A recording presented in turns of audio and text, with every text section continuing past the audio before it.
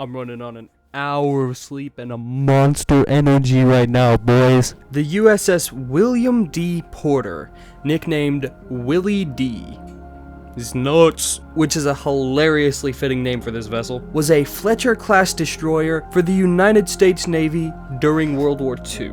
For those wondering, a Fletcher-class destroyer was a vessel that was specifically designed for World War II. It was preceded by the Bristol-class and superseded by the Allen M. Sumner class. Now, this destroyer was led by Lieutenant Commander Wilfred A. Walter, and it was paired with two other Fletcher-class destroyers. One is just unnamed, and the other one is named the USS Iowa. We could have done better by naming it Missouri. Ozarkian pride! But whatever.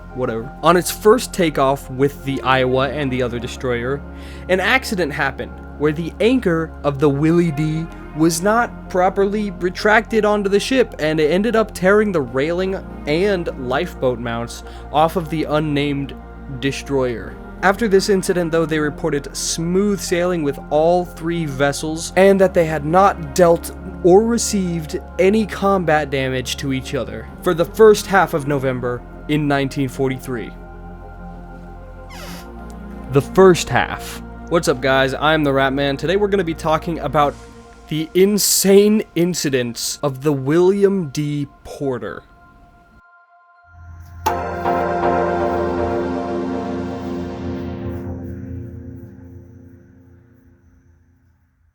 Yo guys, if you wouldn't mind liking the video, it is greatly appreciated. And if you're interested in weird stories and stuff like this, subscribe to the channel. If we get 500 by the end of 2025, I will go hunt a cryptid. Okay, so literally the day after they reported that everything was fine, November 13th, the Iowa and the other destroyer ship started doing evasive maneuvers because they heard a massive explosion nearby that came from a German U-boat submarine. That's a big deal. So evasive maneuvers were enacted. Sounds like they're about to enter combat, until suddenly radio silence is broken. It was not supposed to be broken. They were under a protocol to not break it, but suddenly it was broken by Walter, the man on the Porter, the Willie D. A depth charge was accidentally dropped off of the boat. A depth charge is a device loaded with explosives that is meant to completely obliterate submarines.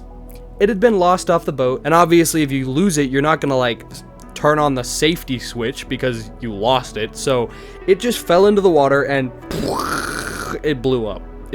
That's what the explosion was. There was no German U-boat. They were fine. They were safe. No harm was done. It just freaked the frick out of the other two destroyers. Then, on November 14th, literally the next day, the Iowa decided to have an anti-aircraft drill to show off its defensive capabilities. They launched a bunch of balloons up into the air, and they had the gunners start shooting them down.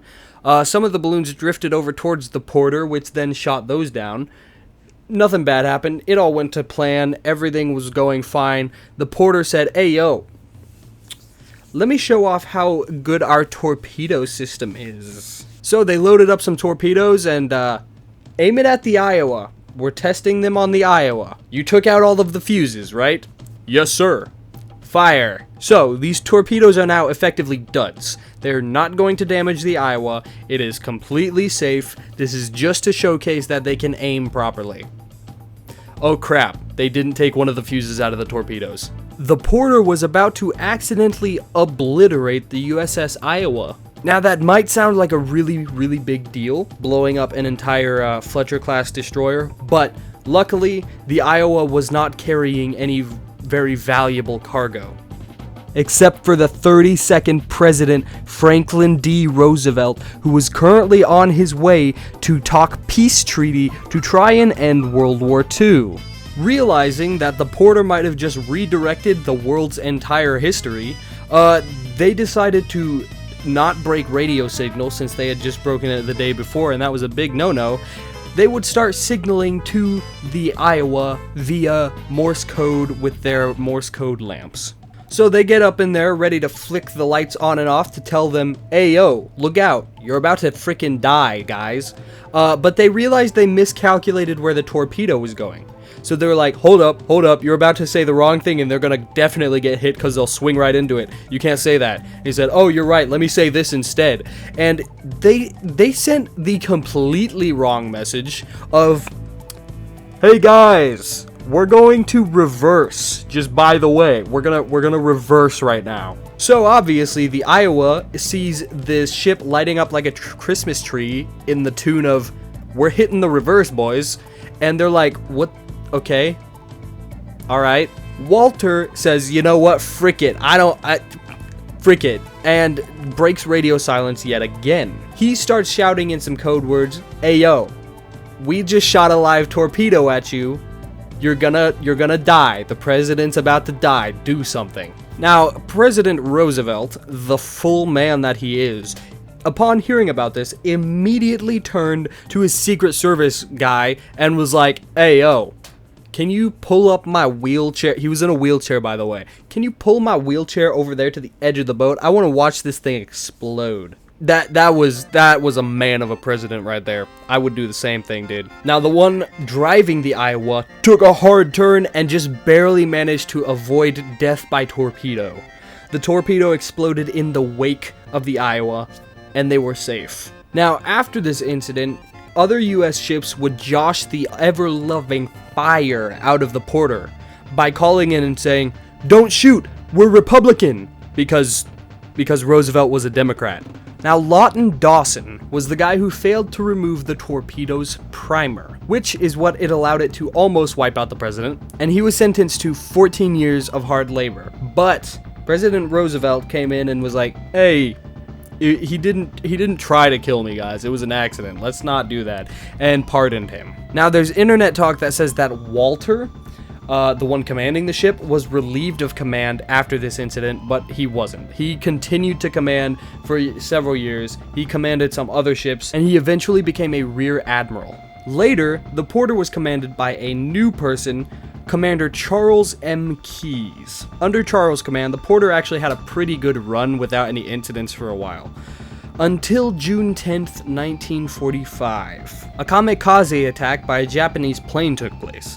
If you don't know what that is, it's when a Japanese plane martyred himself, like just meow, to blow something up. But lucky for our main character destroyer boat here, the kamikaze missed and landed in the ocean. Relieved, the men aboard the boat breathed a sigh of relief at not getting murdered by the kamikaze guy.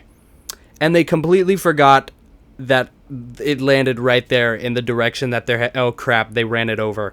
They ran over, it exploded, it blew up, and it sank our beloved destroyer. Luckily, no men were lost to the event, but that did spell the end of the William D. Porter. Not anything to do with cryptids or paranormal, which is what I usually do on this channel, by the way, if you're new to the channel. I usually do strange stories, but I did the Philadelphia experiment, which was about another World War II destroyer. Someone wanted me to do this video, and it was hilarious, so I'm very glad that I did it. Thank you for that recommendation. Anyways, that's gonna do it for this video. If you like this video, please give it a thumbs up. That helps push it out into the algorithm to other people who may like this video. 500 subscribers. If we hit 500 subscribers by the end of this year, I will go hunt a cryptid. I don't know which one. I don't know where. I don't know any details yet. We'll figure it out when we get there. That would be so much fun, guys. So, you know, please hit that subscribe button. If you got any other video ideas that you'd like to see done on this channel, go ahead and leave them in the comments below. So far, I've got 2 recommendations, and I've done both videos. They're great. I love them. We've also got a Discord I just started up. There's like no members in there, but if you'd like to come join us over there, feel free. Link is in my YouTube description and will be in the description of this video. Anyways, I think that's gonna do it for today. So I'm just gonna go ahead and say, Ratman out.